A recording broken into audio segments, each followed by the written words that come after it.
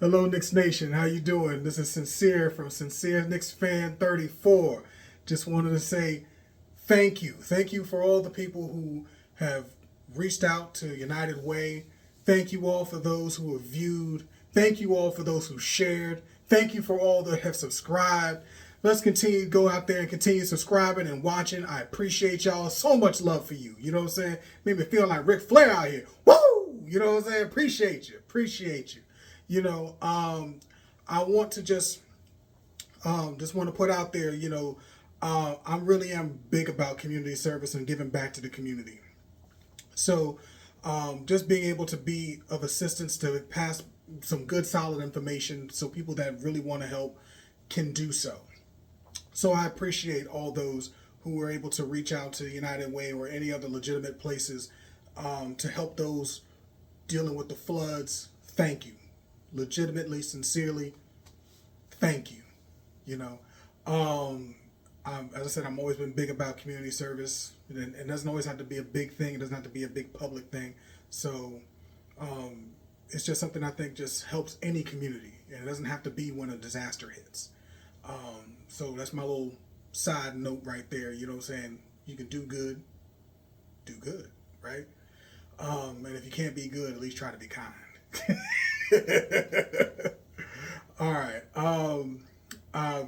That all aside, all jokes aside, we're going to be talking about NBA Draft Night. I love the NBA draft. Anyone and everyone who knows me knows draft night to me it's like birthday and Christmas all wrapped in one.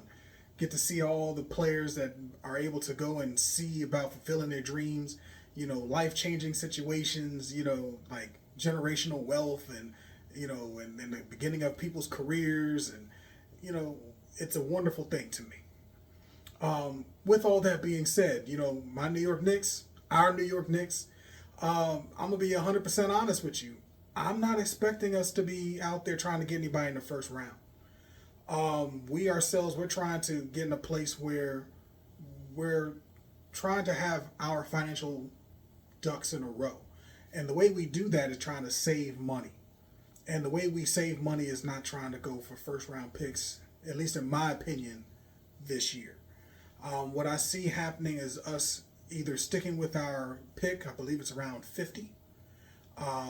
If we go and get that pick and stay with that pick, then we're probably going to try to find the best player, the best talent possible to go play with our team. In my opinion, because we haven't signed a Chua yet, I would still think a power forward would be a good look, or a player that can possibly play a little bit of small forward or power forward. I don't have any intel from any particular sources or anything like that. I really don't. I can only give you what I think if I was in the seat to make the decision of who would draft, who I would probably take. Who I would think would be a good look would be Tyrese Proctor from Duke.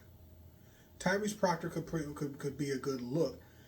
I like him because he has good size at point guard. He can play some shooting guard. He's a good ball handler. He's a smart passer. He knows how to play defense, and he knows how to play with other players. He's had a number of years to play with different types of players. So he's played with players that have already been in the lottery. Definitely did so with the the projected number one pick, in Cooper Flagg. So he knows how to play with different types of players. And I think that's something that can be helpful, especially when we are getting into a coaching situation that's uncertain. So I think Tyrese Proctor would probably be a good look. I've heard people talk about what's his name? Is it Drake Powell? I've heard people talk about Drake Powell. I'm gonna be honest with you. I've not seen a lot of his games, but he sounds like somebody who can defend very well. He sounds like somebody who is very athletic, and that's something that we may be able to work with in terms of potential. Like I said, Tyrese Proctor would be my guy who I would look at 50 if we're staying at 50. Um, I've heard of different power forwards, centers. I don't think we're going to go for a center. We already have we already have Cat. We already have Mitchell Robinson. We already have Porty, and we even have what's our new guy, James Ninjai, right? So I mean, okay, even if we play Karl Anthony Towns at power forward, which is possible, okay, we have him playing at power forward. Do we want to get another power forward? That's why I thought about the potential there. Someone who I would think would probably be a good look outside of Tyrese Proctor would be, I want to say Johnny Broom. I may be saying it incorrectly. I've been hearing people say his name differently, but I believe his name is Johnny Broom, but some people are saying Joni. But either way, the man's a solid player. He can get some buckets. He's wasn't he like runner up to Player of the Year? Like this guy can play. He can play. The question is he going to play at a high level in the NBA? I don't think he's going to play where he's getting like 20 points, 10 rebounds, 2-3 assists. But I can see him being a person who can be a good, solid effort guy, solid rebounder. You average 10 rebounds a game. That's a skill. 10 rebounds a game is a skill. And he seems like somebody who can do that and be pretty consistent about it. So Broom, I would think would be someone who's realistic, who we may be able to bring in. I think he's definitely draftable. I would have thought he would have been someone who would be drafted higher. So that's a possibility too in the second round, especially when you get towards 50. He may not be on the board, but if he is, I think he'd be a solid candidate. Someone who I wouldn't mind having, what's the boy's name? I believe it's Salas. He's a shooting guard. Now, I'm kind of iffy with him because the idea is, just like I said about Tyrese Proctor, Tyrese Proctor is a really solid player, and he can play with a lot of players, a lot of different talents, and could play in a lot of different systems. But I think Salas is a player who is a little bit older for my taste, and he's going to run into the same issue as Tyrese Proctor. Where the minutes going to come from? You have Brunson, you have Hart, you have Mikal Bridges, you have OG Anunoby. You have a lot of players that play the guard position. Deuce McBride. You have a lot of players that are playing in guard positions, and they're very interchangeable. And I just don't see a lot of minutes in that capacity. Powell has a possibility being in there because he could be someone who can play small forward or shooting guard in the wing, and he could potentially develop in the G League. He can potentially develop overseas if need be. I don't see him necessarily getting a whole lot of minutes. Period. Even if we were to cut into a possibility of him getting with the big boy team, he's not going to get a whole lot of minutes. In my opinion. Now, if we do get Taylor Jenkins, my opinion may change because he does like to spread the wealth in terms of minutes for players.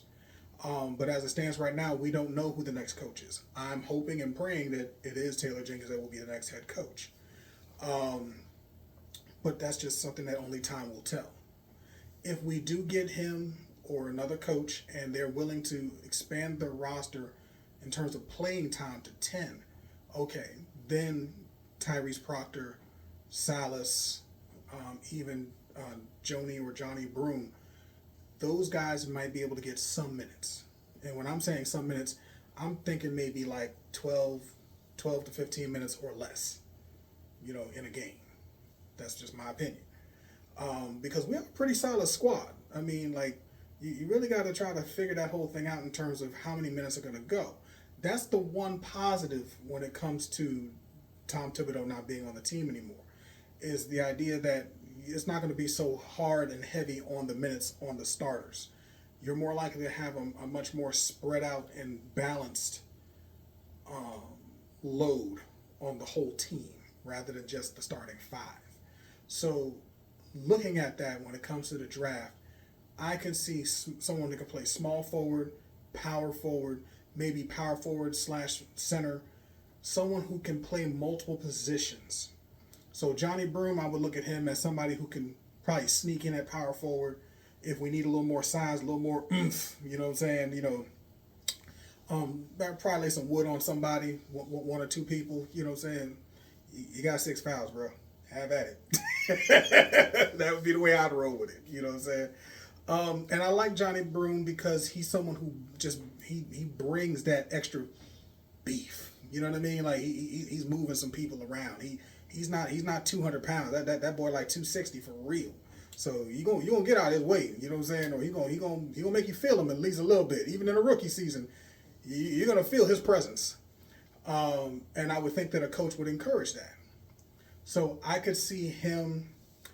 I see more of a small forward shooting guard or small forward, power forward kind of filler, kind of you can just plug and play. You know, maybe some players that might have really good potential and talent. And like I said, we can try and run them in the summer league. We could probably push them out there and see about getting them a training camp invite. That's what I can see. I don't see us trying to go into the first round because it's just not in the cards when it comes to the salary cap. So we're trying to avoid the second apron. So we're more likely to either find someone who's around that 50 or try to trade slightly up, like try to get a particular target player. You know what I'm saying? So that might be a Tyrese Proctor. That might be a Salas, if they're willing to go that route. Or someone who might have fallen out the first round and they said, oh, you know what? That's great value right there. Let's go get that guy. All right, we're going to trade the 50th pick in, whatever. So that's all possible. But I would not want to waste your time telling you we're going to go and get some big fish, some big name. More likely we're looking for someone who really comes into the system that we already kind of have in terms of defensive mindset, potential for three-point makes, hard hustler, defense, energy, focus, someone who might be able to just spell a player or two when they may be in foul trouble or someone gets hurt, or someone that we, like I said, can put in the G League and let them develop and hopefully they become something more in the future. So that's what I'm thinking in terms of draft night. I'm not saying we're not going to make a trade because if the player that they're looking for is good enough, you know what I'm saying, then we're going to go with that. If not, we might even trade out. We might trade completely out. And I'm going to be honest. I like this guy, but I wouldn't be surprised if Kevin McCullough gets traded. I wouldn't be surprised at all. I think that he's a really good player, but I think that we have so many people who can play that small forward shooting guard position. Because I'm thinking if I'm the Knicks, we already have Dadier. McCullough can play. I'm not saying that that's inevitable, but the idea is if we can get someone who might be a little better than Kevin McCullough in this year's draft, or we have eyes on people that might be able to come along that's undrafted, that's cheaper. I want to be clear. I'm not saying let's get rid of him. I'm saying don't be surprised if it happens because they're trying to save money. And it's not a guarantee he's going to get a lot of playing time. And what they don't want to have is yet another guy who they drafted who never gets minutes. So just something to keep in mind. So more likely looking at players that can play more than one position, can give you good assistance on defense, effort, energy, focus, can fall in line with the system, and potentially push and disrupt other offenses. That's the mindset is what I think so far.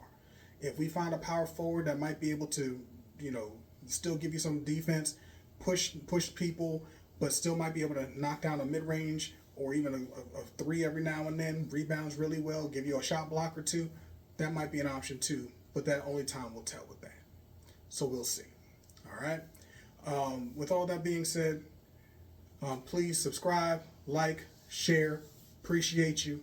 Let's continue to come and support this channel. Let's continue to grow New York Knicks all day, baby. That's what we do. That's what we're about, right? So, sincerely, thank you. Please like, share, and subscribe. There's a lot of people who have not subscribed yet. Please subscribe. 100 subscribers is what I'm aiming for. We can all do this. We can make this happen, all right? All right, appreciate y'all time. Have a good one.